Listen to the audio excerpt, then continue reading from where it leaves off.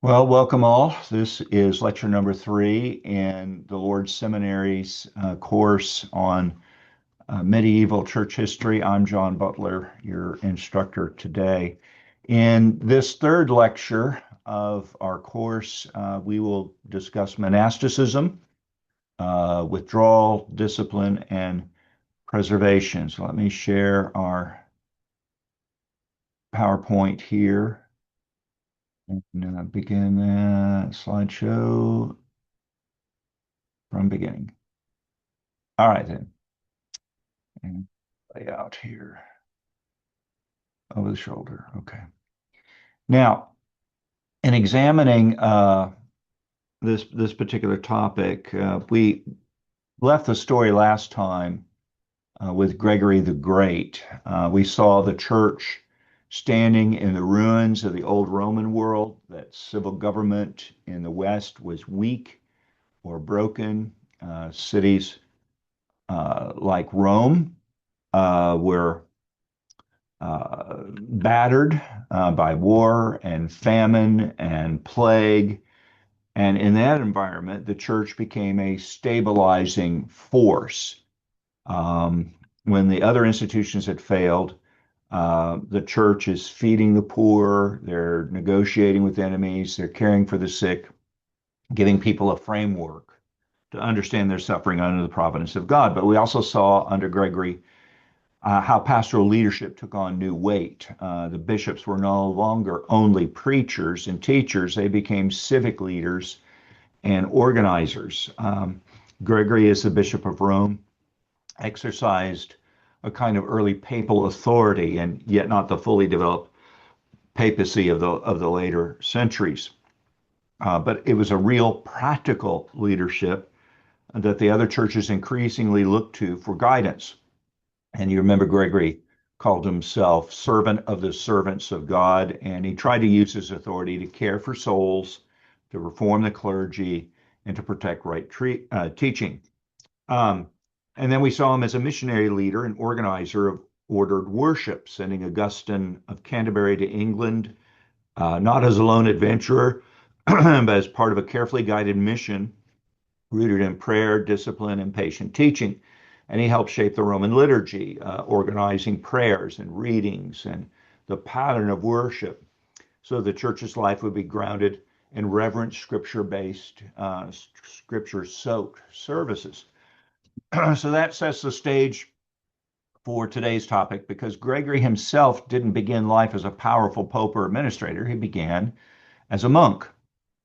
He was a man who left a promising public career in Rome to seek God in the quiet of the monastery, to live a life of prayer, of discipline, of community under a rule, under a particular discipline. Only later on was he dragged almost against his will into public leadership. And that story is a window into something larger, the rise of monasticism as one of the great shaping forces of medieval Christianity. So in this lecture, we're going to step back and look at monasticism more broadly. We'll see it as monastic life as both reform and refuge. It was a protest against shallow worldly Christianity and a shelter in a violent, unstable world. We'll see how monasteries became centers of prayer and work and learning, preserving scripture and books at a time when so much else was being lost. We'll also be honest about the strengths and weaknesses of monasticism. Its deep seriousness about holiness, but also a tendency towards elitism and legalism and superstition. And we'll consider how monastic ideals shape medieval spirituality far beyond the walls of the cloister, influencing how ordinary Christians prayed, they repented, and thought about what it meant to be really holy. So Gregory, the monk turned pope, is a bridge between the last lecture and this one. In him, we saw how monastic discipline could form a strong, humbled pastor. In this lecture, we're going to zoom out and ask a larger question. How did the desire for a more serious Christian life lead to communities that transformed worship and education and spirituality in the Middle Ages. So to answer that, we need to go back to the origins and purpose of monasticism, and then we'll move to Benedict of Nursia and the rule of Saint Benedict, and from there to daily life, strengths, weaknesses, and lasting influence of the monastic movement on the medieval church. So much of the material we covered in our early church history course, some of this will be a repetition of that, but to help give us the groundwork, the foundation for this. Let's talk about the origins and purpose of monasticism. Uh, to understand why monasticism becomes so central to the medieval church, we're going to see it didn't begin as some kind of strange side movement or an extra layer of religion. It began as a protest and a hunger, a protest against shallow worldly Christianity and a hunger for a life that's wholly given to God. And now, examining some of the early impulses before Benedict, uh, before he ever wrote a line of his rule, the monastic instincts were already alive in the church. You have the desert fathers and mothers in the third and fourth centuries, in the 200s and 300s, after the worst Roman persecutions had ended. You see a new chapter appearing, not the danger of being killed for Christ, but the danger of being comfortable with Christ.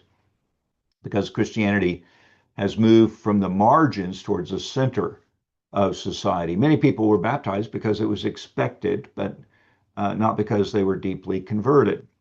Wealth and honor and influence were now available to some church leaders. So, in response, certain men and women fled the cities for the deserts of Egypt to Syria and Palestine.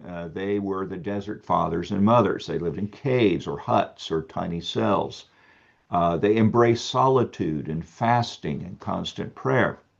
They wanted to fight sin and temptation at the root, away from the distractions of social status and a busy life. And their logic was simple, even if extreme. If the church is becoming worldly, then I will go where there is no world, into the desert to fight for holiness. Now, a flaw there is that they're taking themselves out there and those particular influences, but the broader influences, they're trying to escape those things to not be distracted by them. Now, you have two main forms of early monasticism. You have eremitic monasticism. It comes from eremos, which means desert. Those who are living a solitary life. They're living as hermits, away from everyone. They're living away from the world, but alone with God. It's a highly individualistic approach, sometimes very extreme. And then a cenobitic monasticism comes from koinos, bios, which means common life. The monks or nuns are living together under a rule, that is, under a kind of a constitution as to how they're going to live their lives together. Uh, they have shared prayer, they have shared meals, they have shared work, and they'll have a superior, either an abbot or an abbess, guiding the community. And over time, this Cenobitic model, community-based model, becomes far more influential, especially in the West, because it was more stable and easier to guide than scattered hermits, each doing what is right in his own eyes.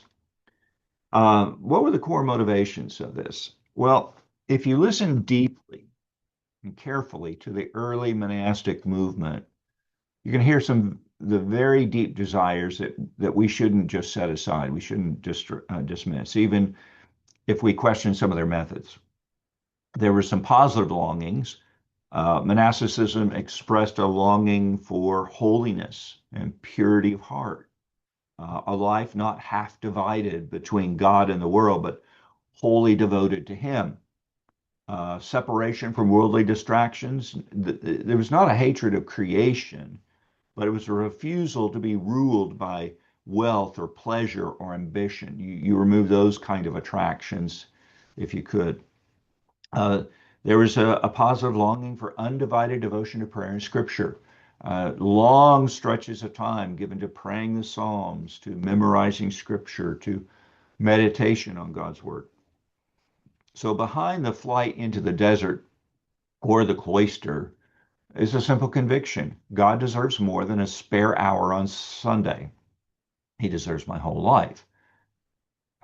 It was also a reaction against declining spiritual seriousness. Uh, it, uh, they believe they would see after the church was no longer being persecuted, but in fact officially recognized and embraced. Um, they saw a comfortable, culturally Christian so-called life people were living. They joined the church because it was socially safe or beneficial for them. And of course, they're bringing all of their worldly influences into the church.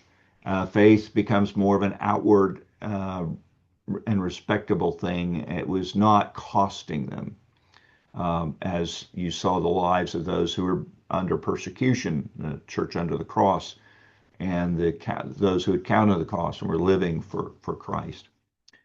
Uh, you had a clergy seeking honor more than holiness. You have bishops and priests gaining influence and wealth and status as they tried to curry favor with the civil rulers and with, especially with the emperors. Some used their office for advancement rather than for the care of souls. And to those who took discipleship seriously, this was just intolerable. So they acted with a kind of radical logic here. So their thinking was, look, if the church is not going to be serious, then I'm going to go where I can be serious. And if many leaders are seeking honor, I'll embrace humility and obscurity. So at its best, monasticism was not an escape from faith, but an attempt to obey Christ more intensely, sometimes too intensely, but sincerely. Uh, Now, monasticism in the West before Benedict, um, by the time we get to the 400s and 500s, monastic life has spread, but it's still somewhat unsettled. You have various houses and communities existing in Italy and Gaul, which is modern day France, and elsewhere. You have different rules are used. Some are borrowed from Eastern models, some are locally written, and the discipline varies widely. Some communities are very strict and harsh, others are lax and disorderly. So there's a real danger that monasticism in the West would become either fanatical, you have extremes of austerity that destroy people, or worldly, they're comfortable houses with real little discipline. So what's missing is a clear, balanced, and widely accepted rule. Something that was clear enough to give structure, that was stable enough to endure across generations, that was balanced enough to guide ordinary people towards holiness without breaking them. So, in other words, Western monasticism is full of zeal, but it's often lacking in wise order. So, it's into this combination of a hunger for holiness and a confusion about practices that you see Benedict of Nursia stepping forward. His rule of St. Benedict, as it's called, will provide exactly what Western monasticism needed: moderate, deeply spiritual, and highly practical pattern of common life. And that rule will become the blueprint of Western monasticism, and through it, Benedict is going to shape the prayer work and learning of medieval Europe. So let's talk a little bit about Benedict and his rule. If the Desert Fathers and the early monks gave the impulse towards a radical Christian life, it was Benedict of Nursia who gives Western monasticism its shape. He doesn't invent the idea of monks living together, but he does provide a pattern that would guide monasteries for centuries and deeply affect the whole medieval church. Just to give a brief sketch of his life, we know less about him than we might like, but we do know enough to see the direction of his heart. He lives in the late 5th and early 6th centuries, so the late 400s, early 500s, at a time when the Western Roman world has just largely collapsed. Italy was torn by the West, or excuse me, by war. Politics were corrupt. City life was spiritually dangerous. So, as a young man, Benedict went to Rome for his education, and he saw firsthand the moral decay, the ambition, the distractions, and he turns away in disgust. So rather than climbing the ladder of success, he leaves Rome, seeking solitude and a life of holiness. So he first lives as a hermit, withdrawing from society to seek God in quiet. His holiness, his seriousness attracts attention. Other men soon gather around him. They want to live under his guidance. Some of his early attempts at leading communities didn't go smoothly. There's a famous story of monks trying to poison him because they found his rule too strict. Um, this taught Benedict something important. Leading monks is more difficult than being a monk by yourself. In time, he founded a more lasting community at Monte Cassino, which is a hilltop between Rome and Naples. This monastery becomes the model house for his rule, and from it, Benedictine monasticism spreads across Western Europe.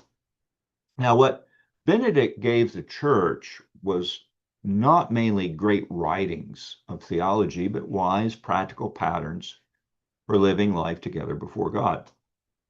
Now, the purpose of the rule uh, was, he looked out at monasticism and how it was being practiced around him, and he saw two big problems.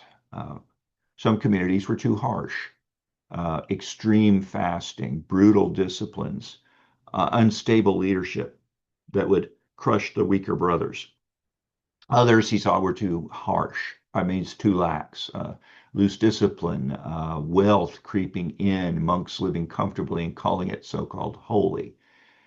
So he writes his rule to provide a practical, moderate, and stable framework for common life to avoid extremes, rejecting the harsh asceticism that breaks people rather than heals them. And he rejects softness that excuses sin and undermines discipline. So to make holiness livable, not only heroic. So he's writing not for spiritual super athletes, but for ordinary Christians who are serious. His rule is sometimes called a little rule for beginners. This is very revealing here. He assumes that even monks are beginners in the school of Christ and they must grow over time. His goal is not to create impressive feats of self-denial, but a steady life of obedience and prayer and charity that actually can be sustained year after year. So, key features of this rule are stability. He required monks to take a vow of stability, that is, a promise to remain in one community and not wander from monastery to monastery looking for easier conditions, and a commitment to specific brothers and a specific place. It's to work out holiness in the friction of real relationships, not in a fantasy ideal. Uh, this is profoundly countercultural. Many spiritual movements are restless and they're constantly moving on. Benedict says, in effect, look, you're going to grow best not by running away, but by staying put under discipline with these people in this place. It's kind of like, people talk about, oh, I believe in marriage. I'm just not crazy about my marriage. Um, you have to live it out where you're at, bloom where you're planted. And if you're going to learn to live the Christian life, you can't do it running from place to place to place when things get difficult, or you have friction with people and you run away from them. That's kind of the same thing with churches, individual congregations. You stay together, you learn to work together for the glory of Christ instead of hopping from church to church to church to church. Well, stability would make the monastery solid and dependable. It also trains monks in faithfulness and patience and endurance. The second vow was one of obedience. This is one of the central virtues of this rule. Monks are to obey the abbot as a spiritual leader, as a spiritual father, and they're also to obey the rule and the decisions of the community. Uh, this is not blind, mindless obedience, but it's a spiritual submission. The abbot stands in a position of responsibility before God. The monk places his will under another's guidance to be trained in humility and trust. So, in Benedict's vision, disobedience is not just the breaking of order, it is a spiritual sickness that must be healed. Obedience is a path by which a proud will is bent toward God. And then the third is conversion of life, the conversio morum. That means the monk is not entering a static state of perfection. He's committing to a lifelong journey of repentance and growth in holiness. Every day is to be lived as a step in turning from sin and toward God. So the monastery, in Benedict's thinking, is a school of the Lord's service, where the monks learn slowly and often painfully to live out the commands of Christ. One of his great contributions is his insistence on balance of prayer and work belonging together. So you had set hours of prayer, or the divine office, as it's called. The day is marked by regular services, night, early morning, midday, evening. Um, and then, the Psalms would be recited or sung, scriptures read, prayers are offered for the church and the world. And you join that with labor, practical tasks that benefit the community and the support of the community of your monastery, and also the greater community itself. Farming, cooking, cleaning, copying manuscripts, maintaining buildings, um, making shoes, uh, weaving, all these sorts of things that together benefit the common life. And work is not seen as a distraction from holiness, but a means of it, guarding against idleness and pride. So the Latin term is ora et labora, prayer and work. Um, you also had times of study, the Lectio Divina. The monks were to devote time to slow meditative reading of scripture and of sound Christian texts. The reading, reflecting, praying, and resting in God's word. So Benedict refuses to separate spiritual and practical life from each other.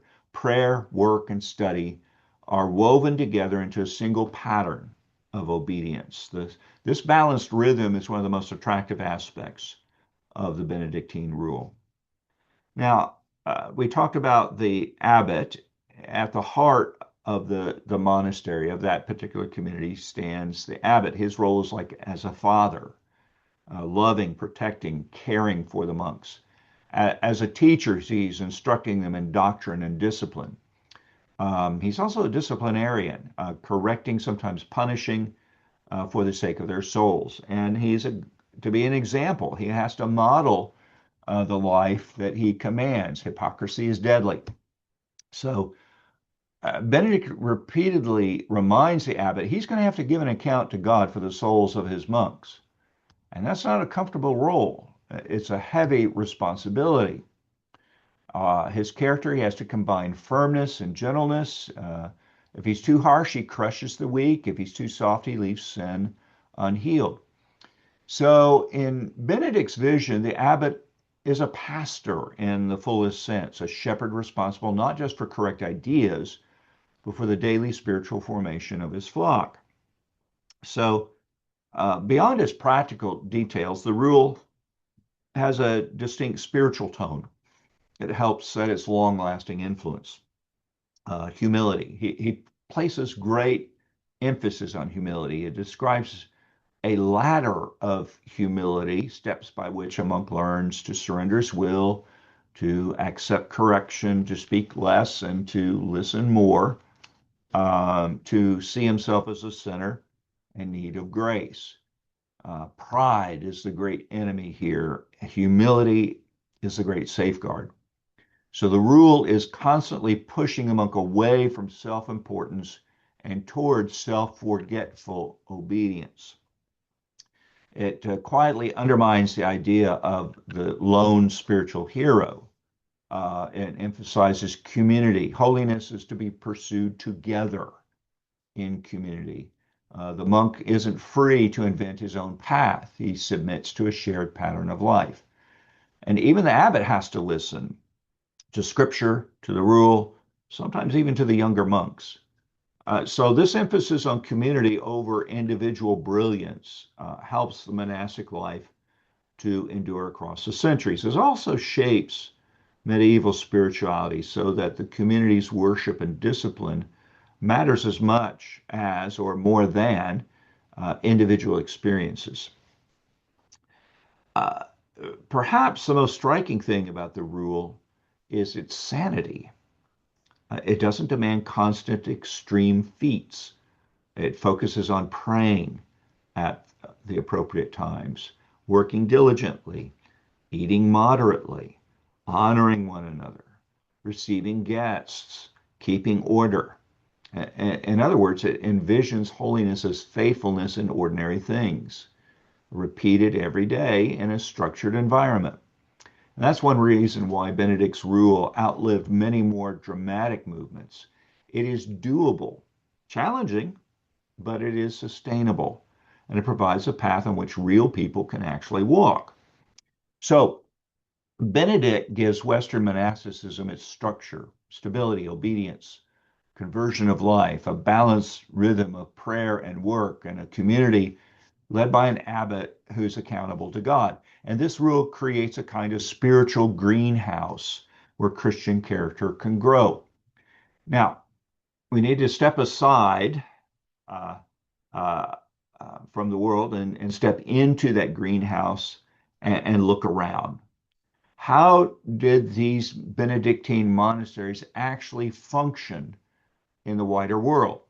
How did they become centers of prayer and work and learning that would preserve Scripture and shape the whole of medieval society? Well, that's our next step here.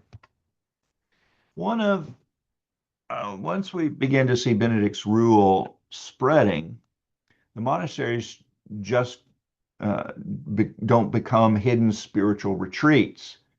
They're very much part of the world, and they turn into engines that quietly drive much of medieval Christian life. Now, to many people in the early Middle Ages, the monastery was the most stable, orderly, and godly place they ever saw. We can think of Benedictine monasteries as threefold centers: prayer, work, and learning, all wrapped in a life ordered toward God. They become centers of prayer. A monastery was first of all a worshiping community. So you have this daily rhythm. You have what are known as the canonical hours. Um, the day is sliced into fixed times of prayer. Um, though the exact pattern varies from place to place, the idea was the same. From before dawn until night, the day was punctuated by worship. At each hour, the community gathered to sing or chant the Psalms, to hear scripture read, to offer hymns and prayers, to intercede for the church and rulers and the poor and even enemies. That means that the monastery's clock isn't set by business hours or market times, but by prayer bells. Um, you have the practice on many seafaring vessels, and this is a practice that carries today. They measure it at the various watches that the sailors are on lookout or various duties, and you have at 8 bells and at 4 bells and so forth. That practice of seafarers was drawn from the monastery, where you have bells ringing at certain times to remind the brothers, oh, okay, we get up and we gather for this or for that at certain times. So that's a carryover from the early monastic life. Uh, they are a praying community for the world. Monks didn't think that they were praying only for themselves. They believed that their continual intercession was a service to the entire church and to the world. They pray for the universal church and its leaders. They pray for kings and rulers, whether Christian or not, for travelers, for the sick, the hungry, the oppressed, for the conversion of unbelievers. So, in a sense, they see themselves as sort of a spiritual furnace, burning with prayer on behalf of those who are too busy, too ignorant, or too indifferent to pray for themselves. Now, the spiritual effect of this is constant rhythm has a deep spiritual consequence. Time itself becomes ordered around worship. The day wasn't a block of work with a bit of prayer attached to it. It was a sequence of prayer moments with work slotted in, fitted in between. The monks then live coram Deo in the presence of God, consciously before God. So this regular return to chapel or choir reminded them, my life is God's, my work, my rest, my speech, my thoughts, all are under his eye.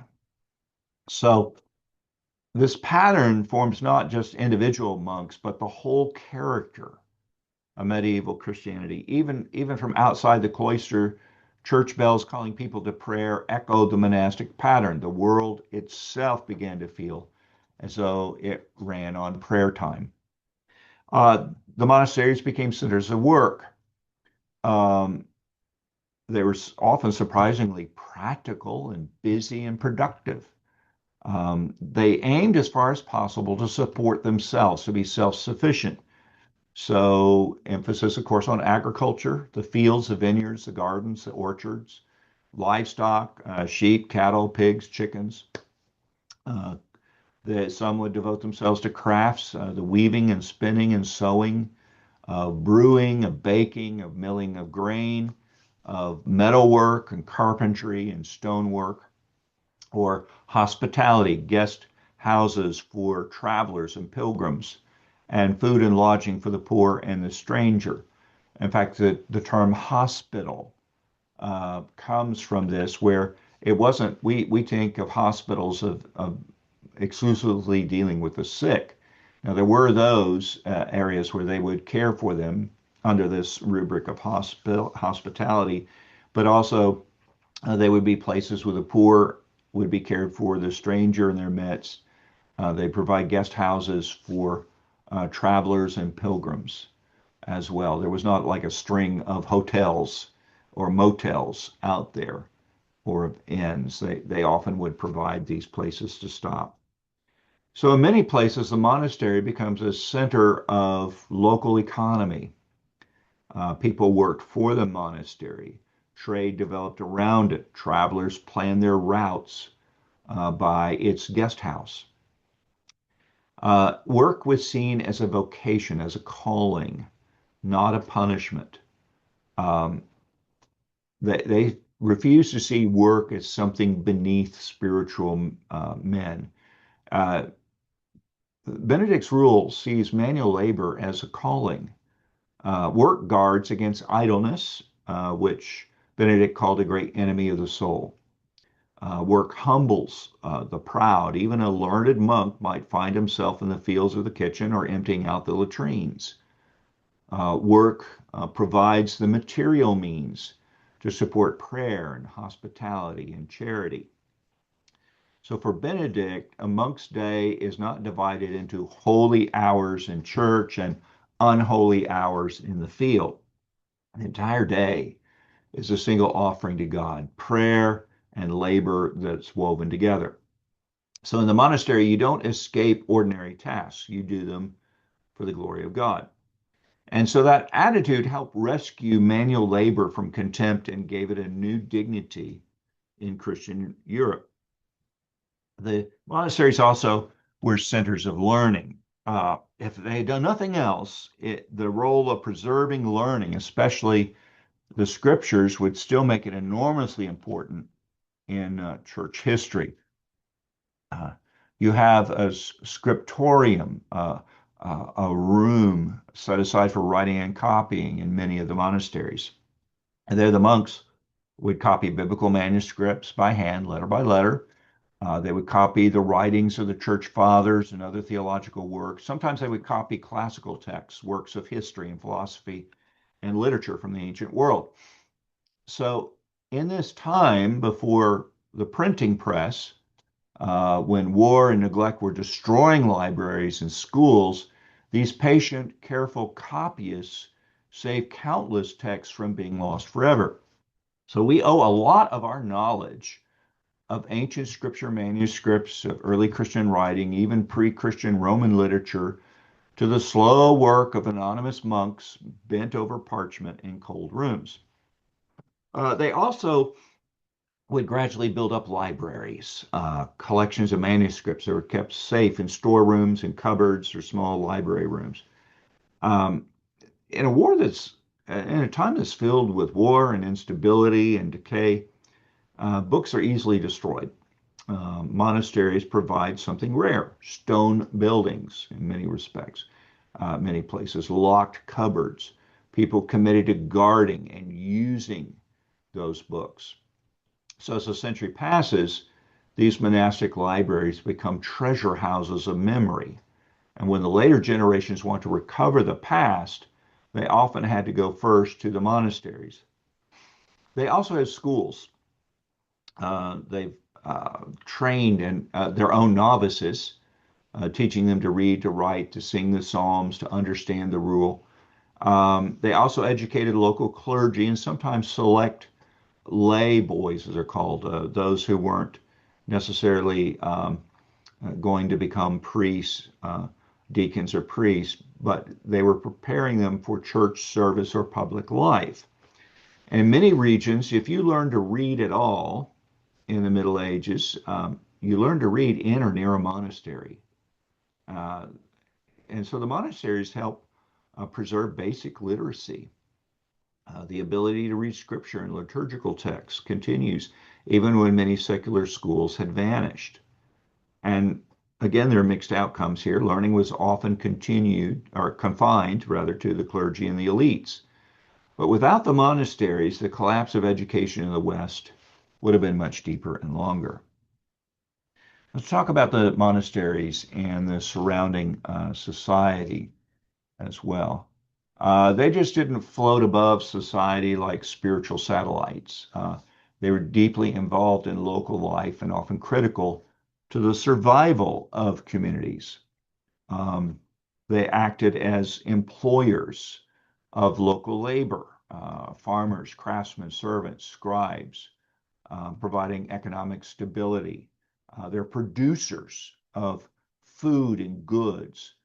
They're landholders managing estates. They can sometimes become very wealthy, which, as we're going to see later, would bring some real dangers. But at their best, they used their resources in the service of others. They distributed food in times of scarcity. They offered fairer treatment than some secular landlords. They provided economic stability in a fragile world.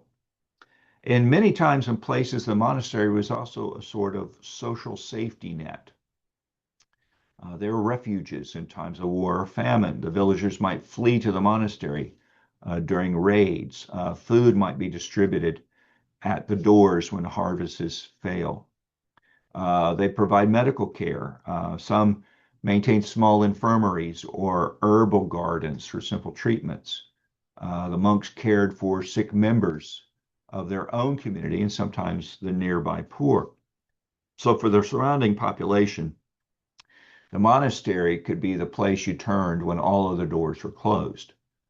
Also, spiritual role as well. They were seen as holy places. People came as pilgrims, especially if a monastery possessed relics, bones, or objects associated with saints. Some monasteries become shrine sites. They draw in crowds seeking healing or blessing or spiritual comfort. Well, this has a double effect. Positively, it reminds people that holiness matters, that there are places and communities set apart for God, but negatively, it could feed superstition, where faith in Christ was overshadowed by confidence in relics or places or special rituals. So we're going to examine those dangers in this next section, but we first have to see the overall picture. The monastery is not just an inward-looking uh, situation. It was a constantly interacting with and influencing the world around it, economically, socially, spiritually.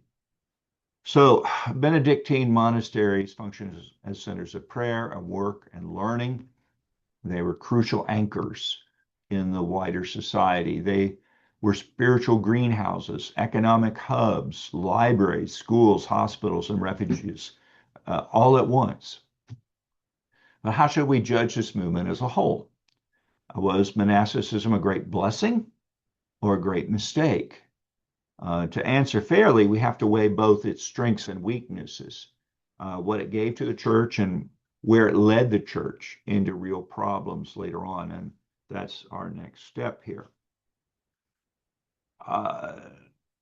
How should we evaluate this movement? Well, monasticism was not simply good or bad. It was a powerful mixture, full of God-given strengths, but also marked by some serious dangers. So if we judge it too lightly, we miss how God's used it. If we judge it too gently, we're going to miss how it helped create problems that later required reform. So let's talk about some strengths. First, seriousness about holiness. At heart, it's a loud protest against casual, half-hearted Christianity. They embrace a radical commitment to prayer, to self-denial, to obedience. So in a world where many were so-called Christian in name only, baptized but not transformed, monasticism functioned as a prophetic protest. If Christ is Lord, he deserves everything and not leftovers. This was a needed rebuke to nominal Christianity, and it kept alive the idea that following Jesus is costly and it's all-encompassing. We must praise God for the use of the monasteries for preservation of scripture and of doctrine. It kept the Bible and much of Christian teaching from disappearing through the copied manuscripts, through preservation of orthodox theological works. In a time of barbarian invasions and political collapse and burned cities, they acted as shelters for learning.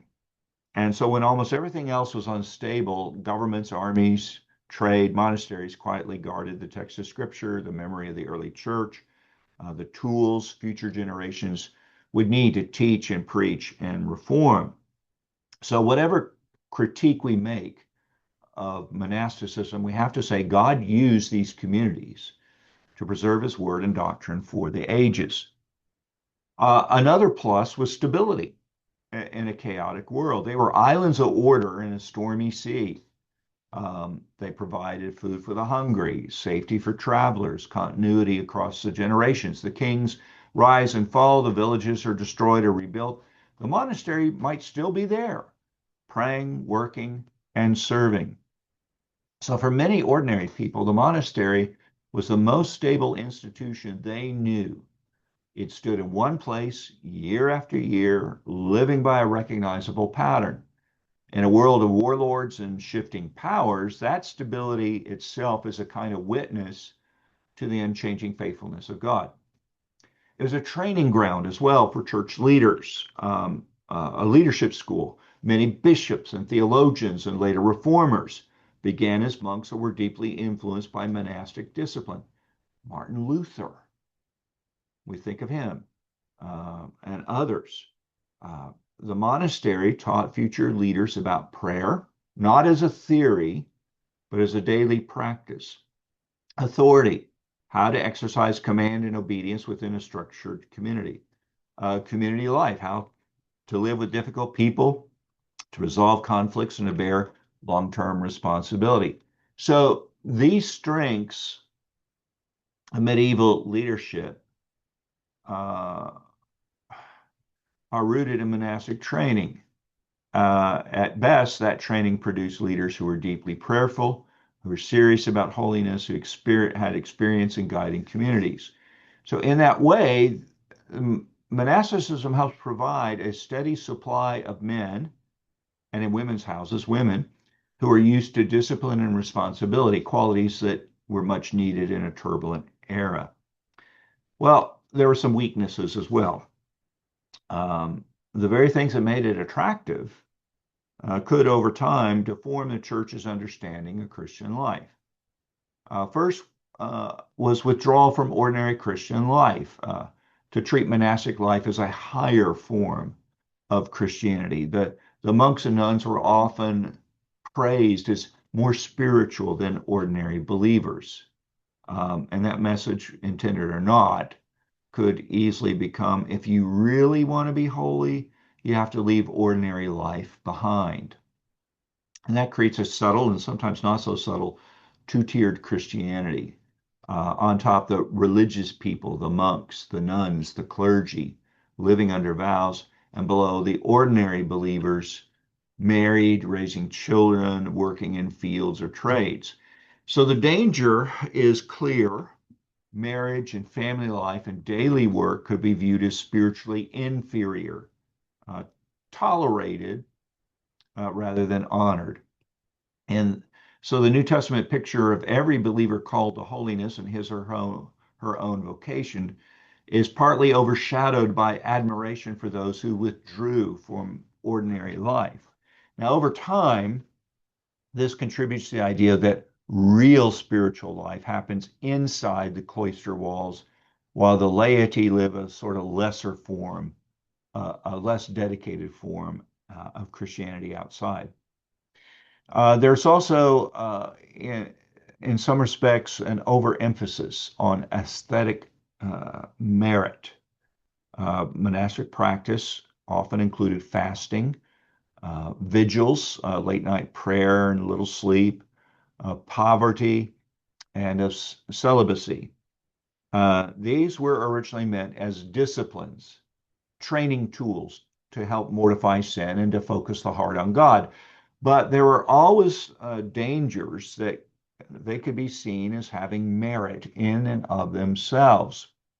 So the risk is this: the fasting, the vigils, the poverty, and celibacy begins to look like ways to earn favor with God or to climb to a higher spiritual level than ordinary believers. And so you end up with a class of spiritual elite emerging. Their level of renunciation appears out of reach for normal people. Their holiness seems to lie in the extremity of their lifestyle rather than in faith and love. So when this happens, monasticism drifts towards legalism.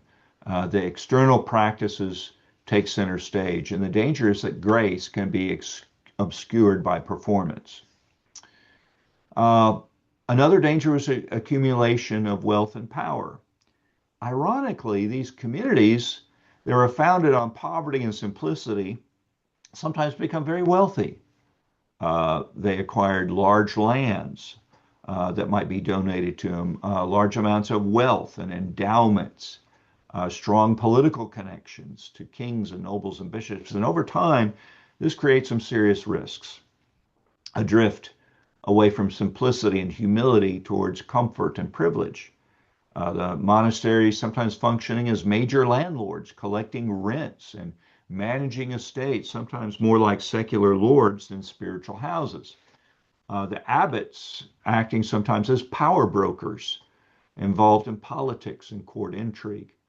So, in other words, the very stability and success of monasteries made them vulnerable to the same temptations they once had fled, of wealth and status and power. So what began as withdrawal from the world could become, in some places, a new way of being powerful within the world. Another area of weakness was the role of relics and shrines in popular devotion. Some of these monasteries become centers for the veneration of relics, bones, clothing, other objects associated with saints. And pilgrimage practices grew up around these shrines. People traveled long distances seeking healing or forgiveness or spiritual benefits. And, the church would rightly honor those who've gone on before us. But the danger is sharp. Attention shifts from Christ and his word to holy places and objects and persons.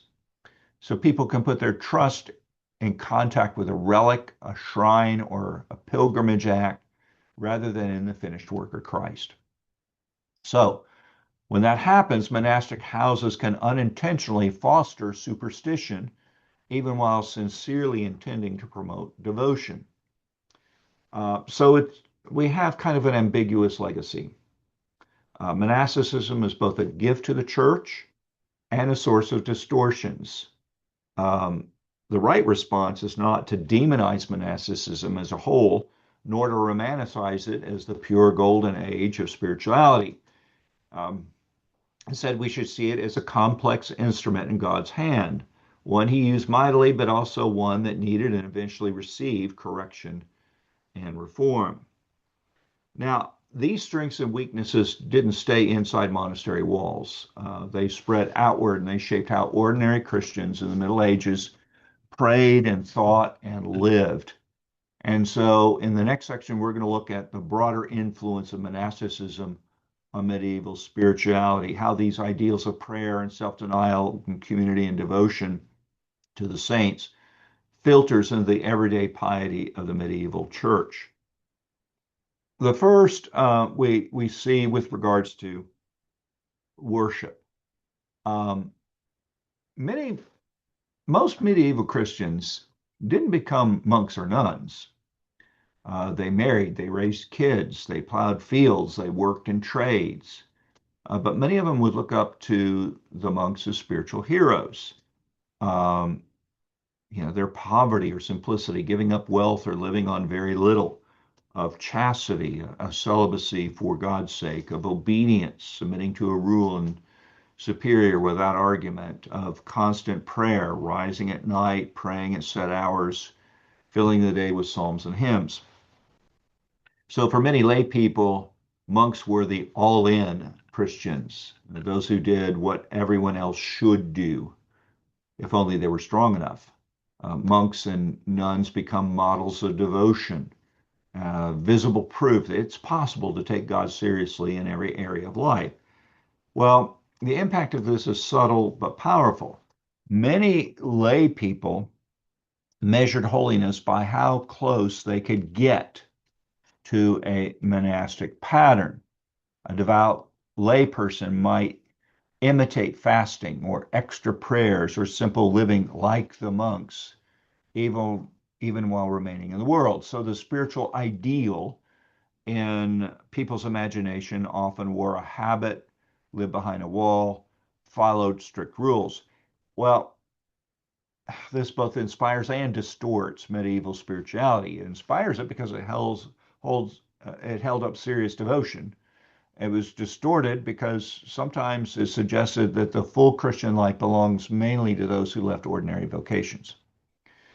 One of the most beautiful legacies of monasticism is the idea that church life should be wrapped in prayer, not just for gathered worship once a week.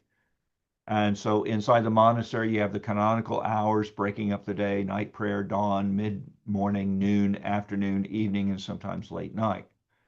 The bells or other signals calling the community together again and again to pray and sing the Psalms. And this pattern spills out over the monastery walls. Church bells in towns and villages begin to ring at certain times, especially morning and evening, inviting people to pray. Simple forms of daily prayer develop for clergy and eventually for devout lay people, echoing the monastic rhythm in simplified form. So the result is a growing sense that the church's life is not confined to Sunday worship. The time itself, the days, the weeks, the seasons, are to be measured by prayer and related to God. So even if most people didn't pray all the hours, they lived in a world where the soundtrack of daily life was shaped by church bells and the echo of monastic schedules. It impressed on the medieval imagination that God is not only the Lord of sacred spaces, but of sacred time. Spirituality and of self-denial and penitence is shaped by the monastery.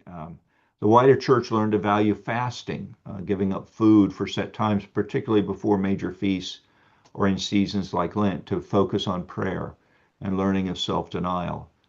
Vigil, staying awake for prayer, especially before key days. Of discipline of the body, simplicity in food and clothing and sleep to train the will. And pilgrimage as penance, traveling to a shrine or holy place as an act of repentance and devotion. Now, on the positive side, this spirituality takes sin seriously. It resists any cheap view of grace that leaves life unchanged. And it reminded believers that following Christ involves carrying a cross and not merely enjoying comfort. But it has serious risks because that line between discipline as a response to grace and discipline as a way to earn grace can become blurred. Fasting, vigils, pilgrimages can start to look like payments made to God or steps up a spiritual ladder rather than the fruits of repentance and gratitude. So, in the best monastic teaching, these practices are tools. They're ways to fight sin, to humble the heart, to focus on God. And in popular practice, they sometimes slide towards a kind of spiritual accounting where people felt they could balance their sins with religious hardships. So, monastic penitential spirituality gives medieval Christianity a deep seriousness about sin and holiness, but it also helps foster forms of legalism and prayer and fear that would later need to be corrected by clearer preaching of grace. Another major gift of monasticism to medieval spirituality was its approach to scripture.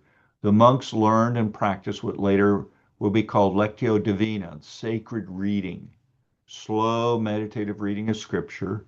Of repetition, they'd read the same passages many times.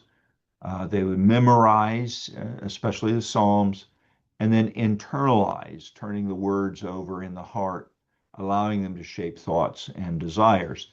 So scripture was not treated only as a text to analyze, but as a word to be prayed. So a monk might read a short passage, pause and think over each phrase, to respond in prayer and confession, and sit quietly letting the truth just kind of soak in. That influences the wider church. It deepens the sense the Bible's not just a book for scholars, it's a book for prayer. Devout clergy and some lay people adopted a more contemplative reading of Scripture. They see it as a place to meet God and not only a place to gather information. Later mystical traditions in the medieval church, some healthy, some less so, build on this monastic habit of dwelling on Scripture and seeking an experienced closeness to God through meditative prayer. So at best, monastic lectio divina reminds the church that Scripture is to be prayed and pondered, not merely studied and discussed. You also have devotion to the saints and to the Virgin Mary. The monasteries often would become centers of devotion to saints and increasingly to the Virgin. You have cults of saints developing. Their relics, the bones, garments, objects associated with them, and feast days commemorating their lives and martyrdoms.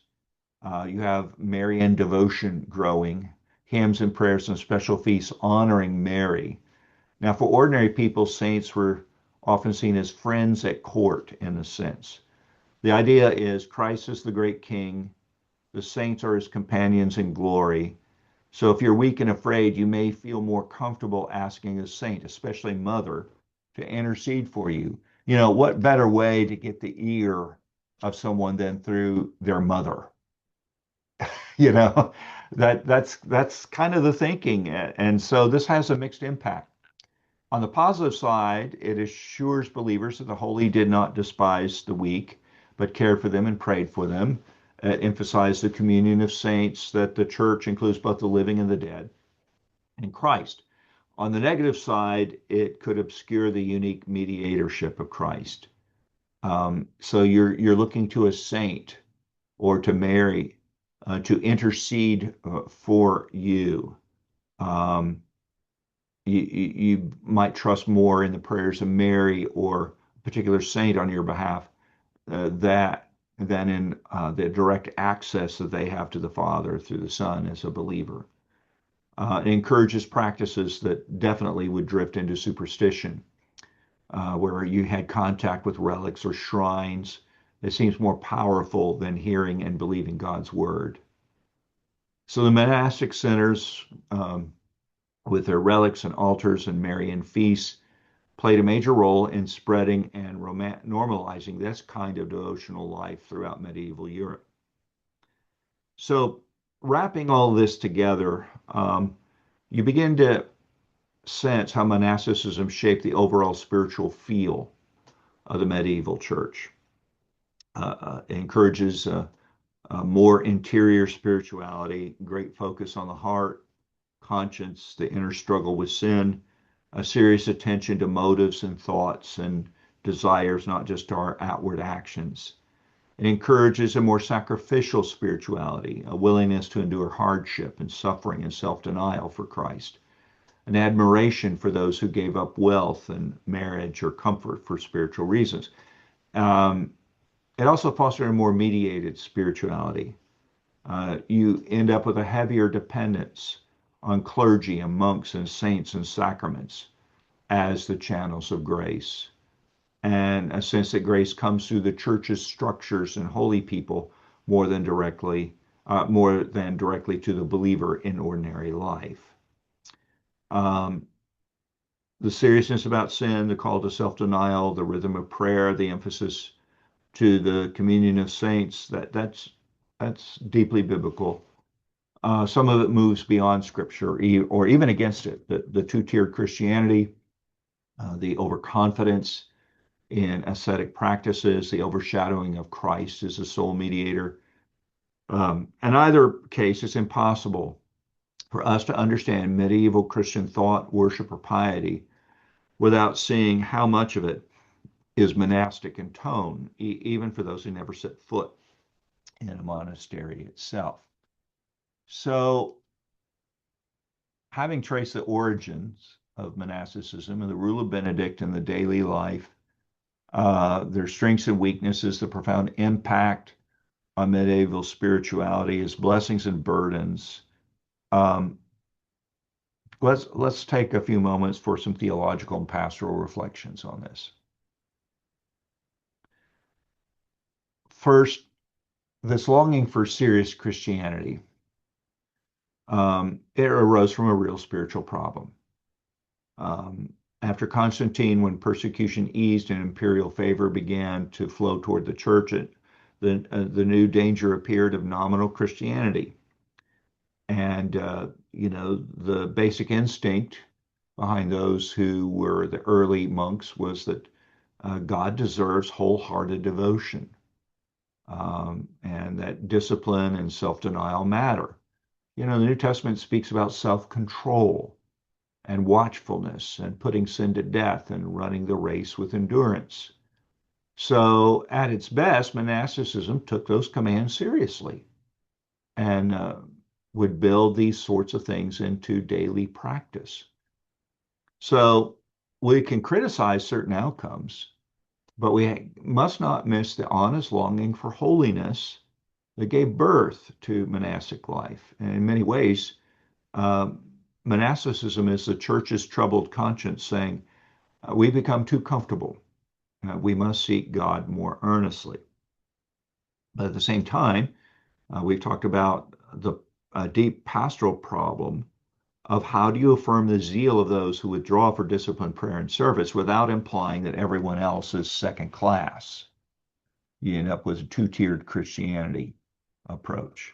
That somehow, if you're not in the monastery and devoted to that life, you're less serious about living for Christ. And so the church over time would struggle with this and often failed. The monks and nuns were praised for a higher life or more perfect Christian life.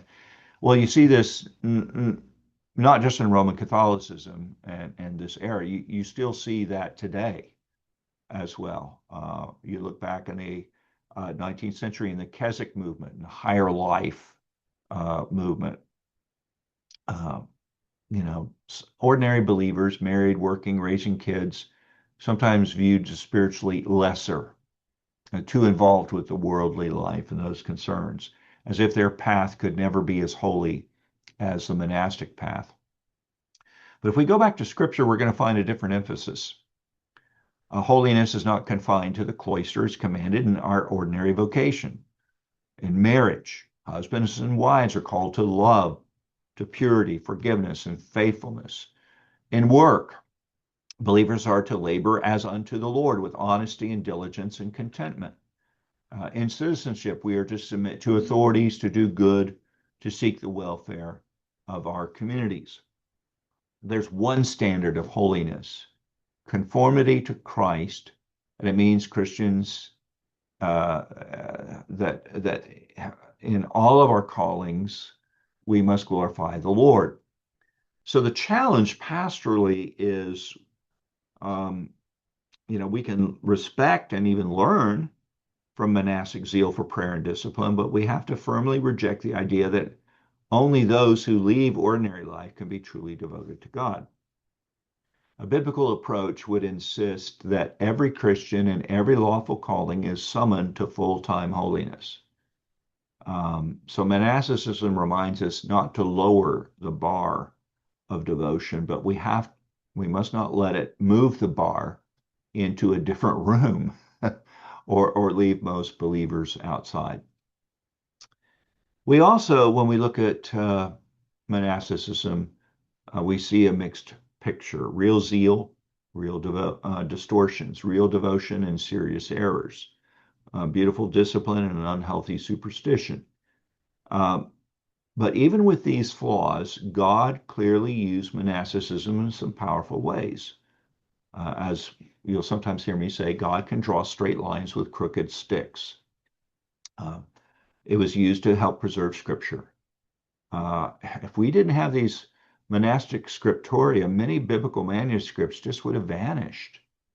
They were used to safeguard doctrine. Monks copied and studied the fathers. They kept creeds and orthodox teaching alive and often defended right belief in confused times. They were used to carry the gospel into new regions. Many missionaries and church planters in the early medieval West were monks. These are the ones that Gregory would use to send out as missionaries.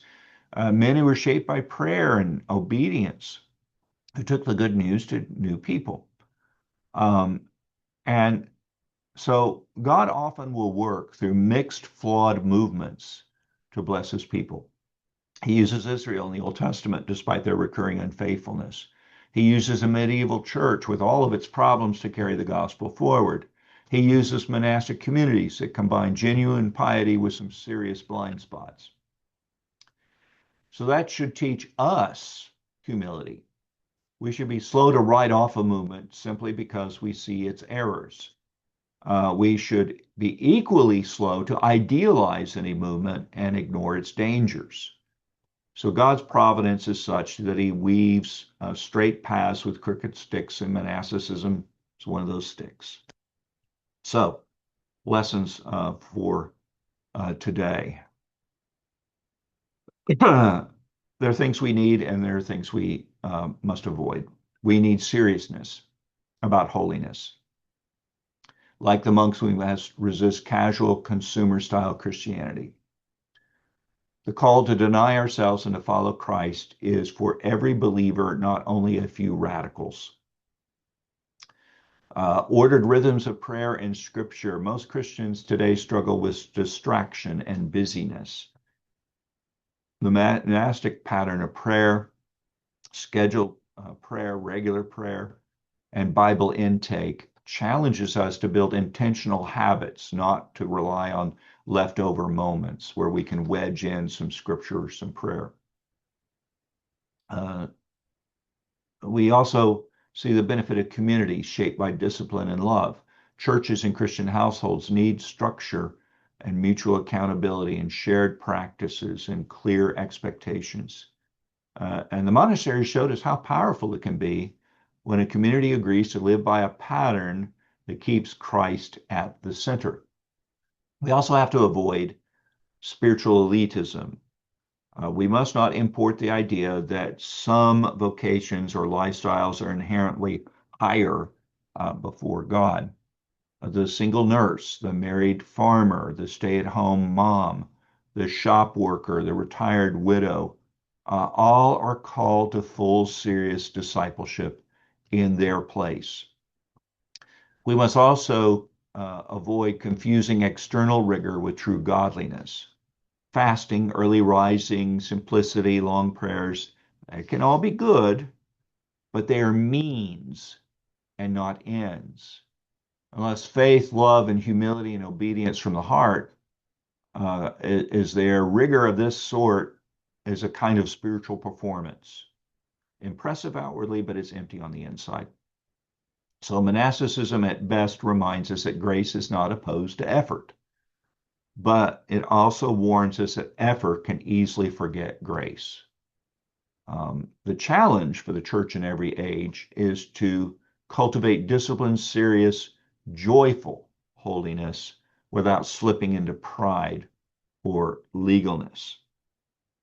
So, uh, are we willing to take God as seriously as those men and women who fled comfort for the cloister without abandoning the good ordinary callings in which He's placed us? And that question is going to stay with us as we move to the conclusion of this lecture and we consider monasticism's overall contribution, its blessings and burdens. Um, Now, as we look at its best gifts and its distortions that flowed from men and women who, in their own way, were trying to take God with the utmost seriousness, we need to learn to sift and sort, to learn from their zeal, to receive genuine blessings they pass down, and at the same time, avoid repeating their errors. So let's take a few minutes, about 15 minutes we have left, to ponder some discussion questions now as we work together. So you can open up your mics to answer this. The first is looking here. Why was monasticism attractive? Why was it attractive?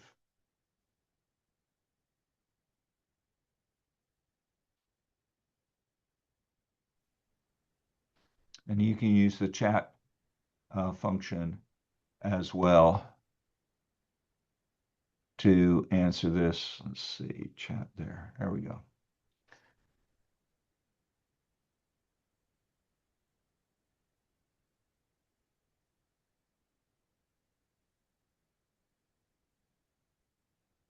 Sometimes uh,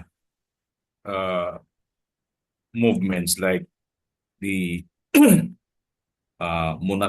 monastic movements can be very attractive, uh, primarily because some people are not really satisfied with how the church is run in the world, and they want to be more uh, satisfied with spirituality, and they don't see any other options but the monastic life.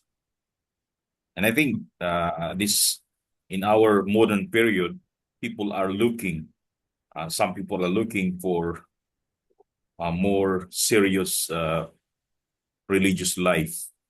So I think that's what makes it very attractive. Mm-hmm. Yeah, I would agree with that. You know, we look at the world around us and we see uh, many who are Christian in name only. We see the prayerlessness in much of modern Christianity today, at least in some aspects. In the West, we certainly see that here quite a bit. Um, and just the devotion to community, living together, encouraging one another, unto love and good works for the glory of Christ. We're highly individualistic in the West here to our uh, in our approach to Christianity. We have very little that we do in learning to live together as a church, a covenant lifestyle together in the Lord. And so that's, we don't like the church, we'll move elsewhere, very consumeristic model. What do I get out of this as opposed to what do I contribute? And it's often said here in America, because we have so much uh, land, so much territory in the early days in the West, people might live in communities, but because there was an outlet to the West, you could move to the frontier.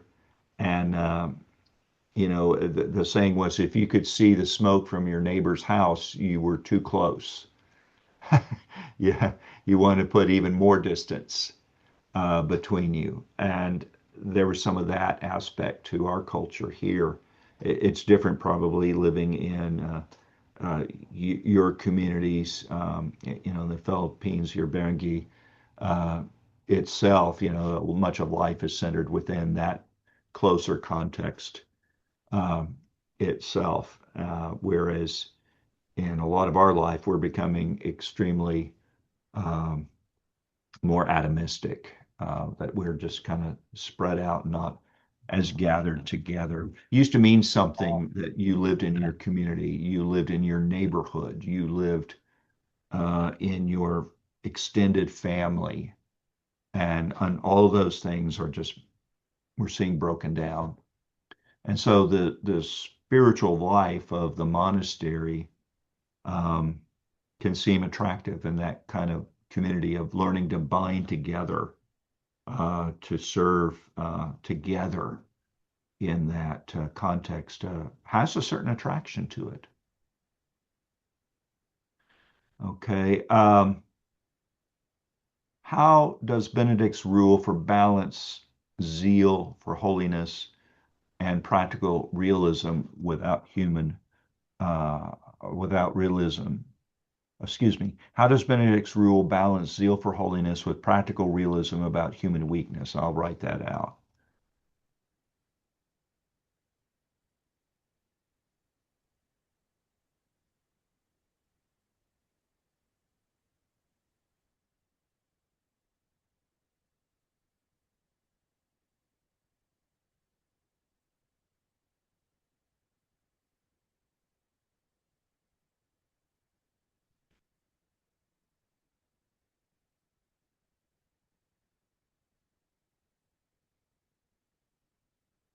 Okay.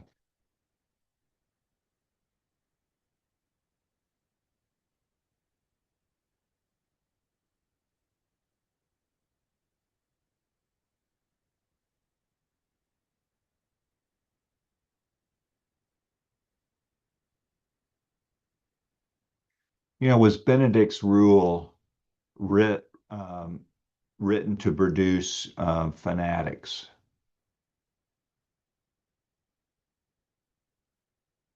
or was it written to help ordinary people become more ordered and structured in their lives?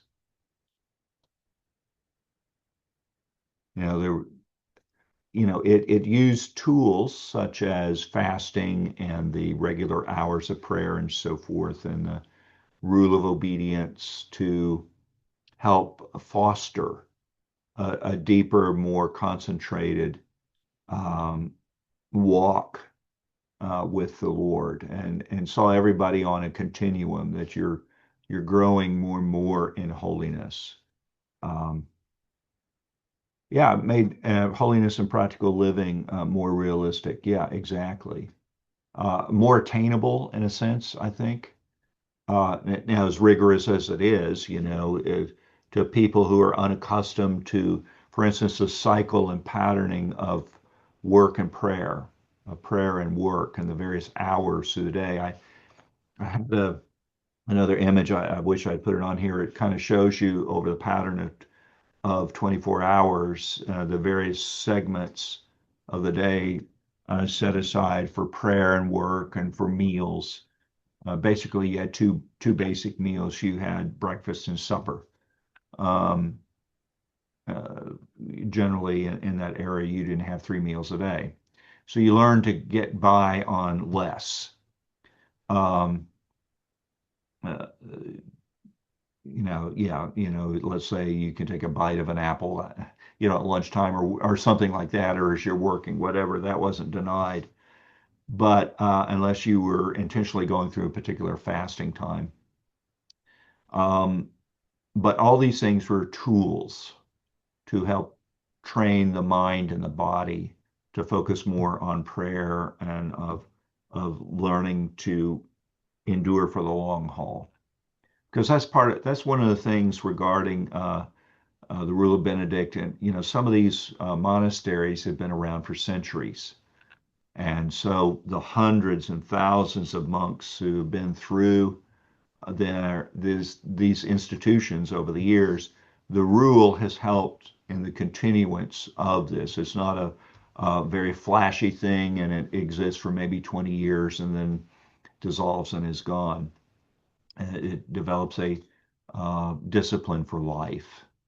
Um, Now, many people today, you see attempts at praying the hours, praying, the following a monastic prayers throughout the day, establishing a pattern, so forth. That's fine, but don't use that as somehow a standard that you are more holy than someone else. It's just a tool you are electing to use, or you're joining with others who are praying together at those certain times. But don't think that somehow makes you more holy. Again, it's a tool that you would use, and you're free to do that in the Lord.